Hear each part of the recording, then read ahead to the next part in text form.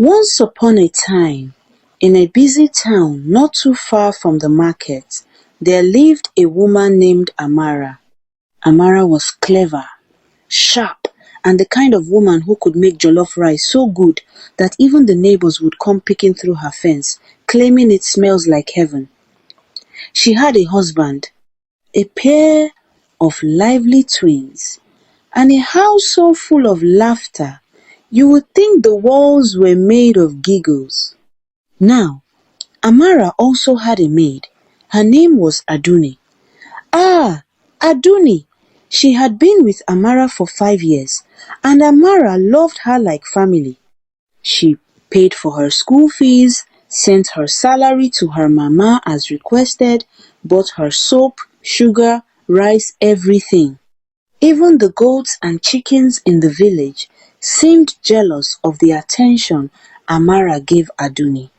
Everything was peaceful.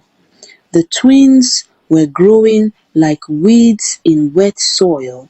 The house was clean, and Amara even joked that if Aduni ever left, the floors would cry.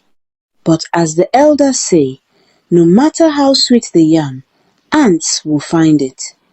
And so, trouble was quietly cooking on the side, like suya left too long on the grill.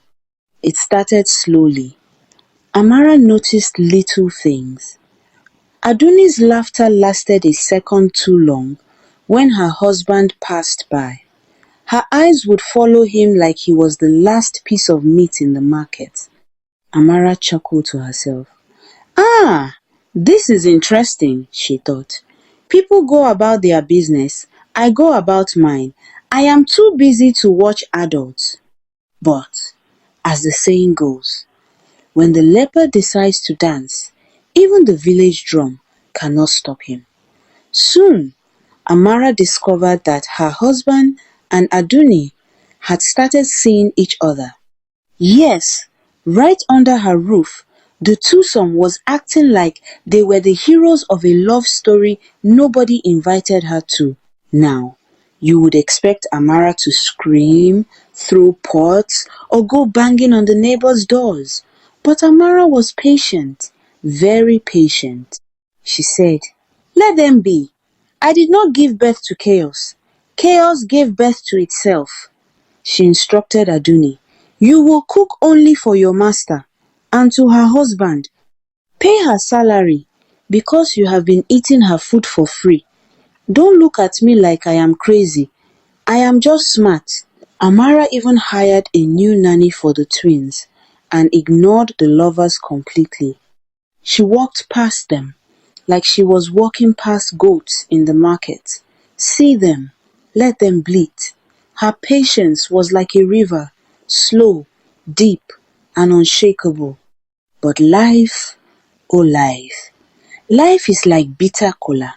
It starts sweet in the mouth, but if you chew too long, it turns bitter. One day, the couple started fighting. Not the gentle kind of fight where people shake hands afterward. No! They argued over money. Insults flew like kola nuts at a wedding, and soon her husband injured Aduni's face.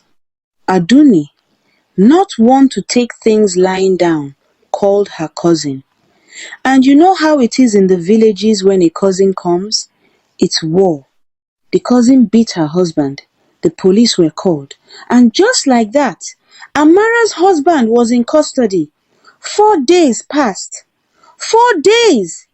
And each day, Amara's friends called her, asking, "What are you going to do?" Amara laughed.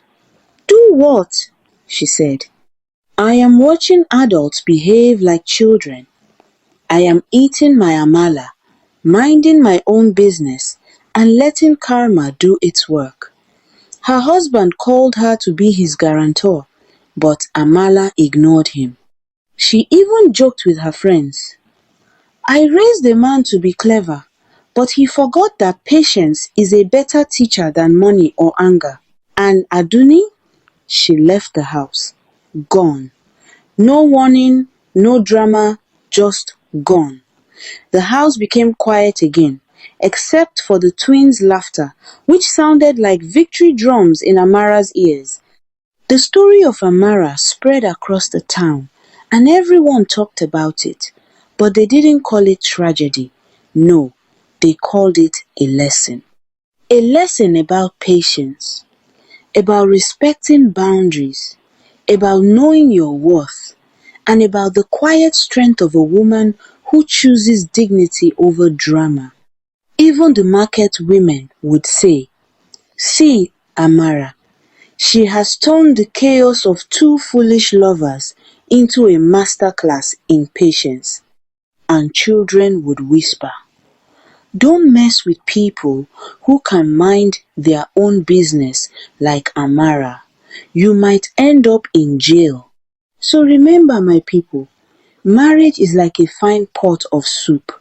You stir it carefully, add salt in moderation, and never let foolishness burn the bottom. And when betrayal comes, laugh, mind your own business, and let life serve the hot pepper where it belongs. And that, my friends, is the tale of Amara, the woman who had patience like a river, laughter like sunshine, and wisdom sharper than the knife in the market butcher's hand. Thanks for watching.